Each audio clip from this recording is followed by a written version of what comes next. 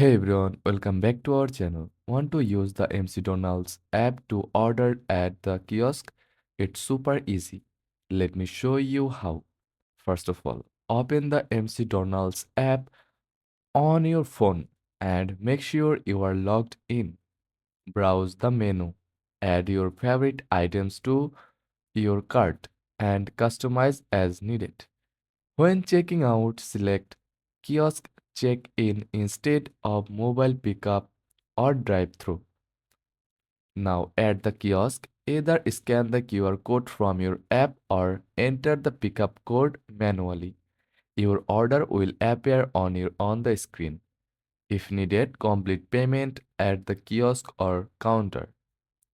That's it. Just wait for your order number to be called. Then enjoy your meal.